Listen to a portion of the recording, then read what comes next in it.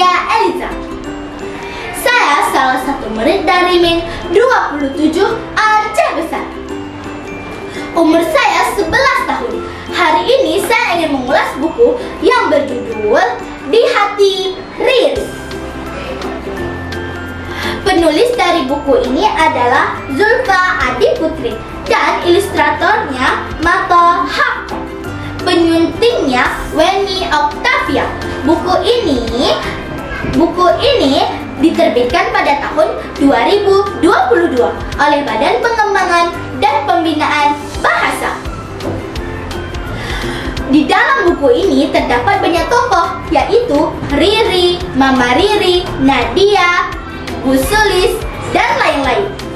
Buku ini menceritakan tentang Riri yang memiliki nilai buruk di sekolah, sehingga Bu Sulis, ibu gurunya Riri, berkata kepada Riri, "Kok begini hasilnya? Kakakmu dulu pintar loh, peringkat 1. Riri hanya mendengus. Ia tidak mau pulang ke rumah, karena kalau ia pulang sudah pasti ia akan dimarahi oleh mamanya seperti apa yang dikatakan oleh Bu Sulis. Setibanya ia di rumah, ia pun terbayang apa yang dikatakan oleh mamanya kalau ia harus menjadi seperti Mbak Fibri yang cantik dan juga Mas Dede yang rajin. Padahal ia selalu membantu mamanya untuk membersihkan rumah. Tiba-tiba mamanya pulang dari pasar. Mamanya berkata kepadanya kalau tadi ia berjumpa dengan Bu Sulis. Bu Sulis berkata kepada mama kalau Riri mendapatkan nilai buruk di sekolah. Mama terus bengongnya panjang. Setiap akhir kalimatnya mama mengucapkan kamu harus menjadi seperti Nadia, seperti Mbak Sari, dan juga seperti Tiu. Karena kesal terhadap mamanya, Riri pun memutuskan untuk pergi dari rumah. Karena tidak tahu mau pergi kemana, Riri pun pergi ke rumah Nadia. Ia mengajak Nadia untuk pergi ke gorong-gorong tempat persembunyian mereka. Nadia terkejut dengan Riri karena Riri membawa tas yang sangatlah besar. Setibanya di gorong-gorong, Riri berkata kepada Nadia, "Apakah kamu mau bertukar tempat denganku? Kamu menjadi anak mamaku." Nadia tertawa terpingkal-pingkal. Dan Nadia mengambil buku serta pulpen dari dalam tasnya Riri dan menggambar, menyodorkannya kepada Riri. "Kamu tahu ini apa? Ini adalah gambar Nadia Riri Arif." Dan Nadia menceritakan, "Aku juga sama sepertimu. Mamaku juga sering membanding-bandingkanku dengan Mas Arif, saudaraku yang selalu mendapatkan peringkat 1 di kelasnya." Riri pun terkejut karena nasib mereka sama. Dan Riri berkata, "Aku tidak ingin menjadi manusia tambah sulam, Nad." Nadia pun mengangkat bahunya. Dan Nadia berkata, "Sebenarnya tadi aku ingin menggambar mamaku yang menjadi manusia tambah sulam. Wajahnya wajah Bu Santi, Bu Guru cantik. Tangannya tangan Ibu Rangga yang jago bikin kue. Kakinya kaki jerapah.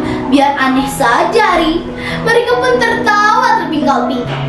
Sampai pada akhirnya mereka memutuskan untuk pulang ke rumah. Setibanya di rumah, Riri memasuki rumah dan mengucapkan Assalamualaikum.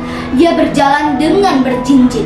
Ia melihat kakaknya, Mbak Sari, di kamar dan juga adiknya yang sedang tertidur pulas. Dan juga ia melihat mamanya yang sedang menyuci. Mamanya bertanya kepadanya, "Dari mana saja kamu? Kok tidak pamit?" Riri pun menjawab, "Aku tadi habis dari rumah Nadia. Aku berkata kepada Nadia, apakah mau jadi anak mama biar mama senang?" Kata Riri dengan pelan. Mama pun menyuruh Riri untuk mandi. Selesai mandi, Mama mengantarkan Riri. Mama mengantarkan pisang goreng ke kamar Riri. Riri sangat lapar, tetapi Riri gengsi untuk memakannya. Ternyata perut Riri tidak berkompromi. Mama pun melihat Riri dari celah pintu dan Mama menghampiri Riri. Riri menunduk. Mama memegang tangan Riri dengan lembut. "Teman-teman, ternyata Mama sayang loh terhadap Riri." Dari cerita ini kita belajar bahwa ketika kita berbuat kesalahan, kita harus berani untuk meminta maaf. Dan kita tidak boleh mengambil keputusan untuk pergi dari rumah. Itu adalah hal yang sangat tidak baik. Dan cerita ini bagus dibaca karena sering dialami oleh anak-anak dan juga bahasanya yang bisa dipahami oleh anak-anak.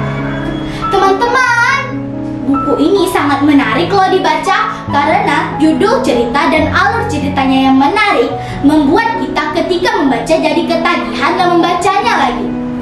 Sekian ulasan dari saya. Wassalamualaikum warahmatullahi wabarakatuh.